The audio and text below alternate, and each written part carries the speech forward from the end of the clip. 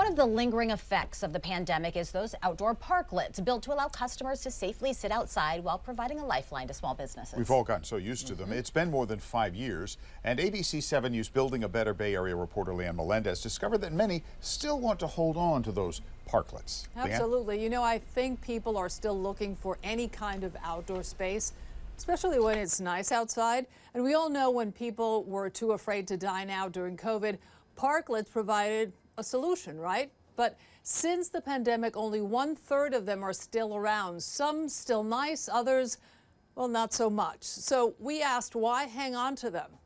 Let's just say that people in San Francisco are sometimes slow to evolve. San Francisco touts itself as a progressive city. But let's be honest here. We're not always quick to welcome change. Sure, we have new billboards that claim it's so over, we're so back. But are we, though? Take parklets, for example. There are those who are brave enough to ask, why are they still here? My biggest beef is that the city just looks tattered with them. Don't hate me, but I hate parklets is the title of Sarah Desiren's article, which appeared in the Standard's newsletter Off Menu. I just feel like they're an eyesore.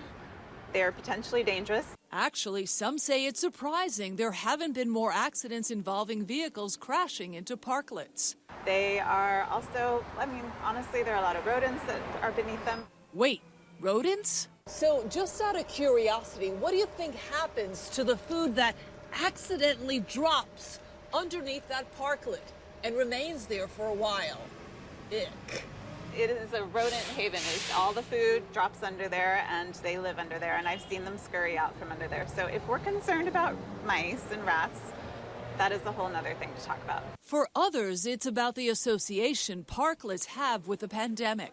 It's a reminder of the COVID era, which is over now. You know, it's time to move on. But despite these complaints, the reality is that there are fewer parklets today, from about 1,000 at the height of the pandemic to about 350 today. When the city later began enforcing strict guidelines around building and maintaining parklets, it meant an added expense for businesses. Well over 20,000. That was just to get his parklet up to code. Some small businesses couldn't afford to keep them and gave them up.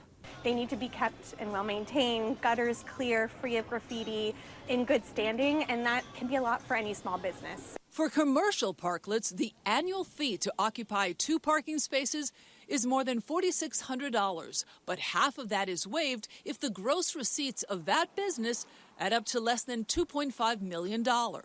At what point do you say, okay, I'm ready to give up the parklets? I don't know if I would want to ever give it up.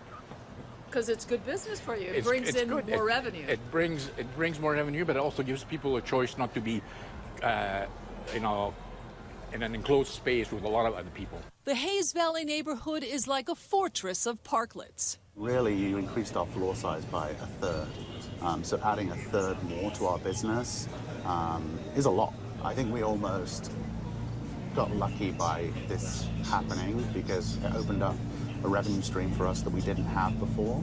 But as some of those older parklets start to phase out, the city recently added another way to support small businesses. In its efforts to further beautify San Francisco, the city is inviting small businesses to put out tables and chairs, giving it a more Parisian feel. No permits, no site plans, and no certificate of insurance are required. Just enough space for the public to walk. So now you simply need to register your business, and that is quick and easy to do online. It's good to see that the red tape is kind of opening up and making it easier for us to apply. And obviously we believe in the city, so we're seeing business come back to San Francisco, and we want that to continue. So we're excited.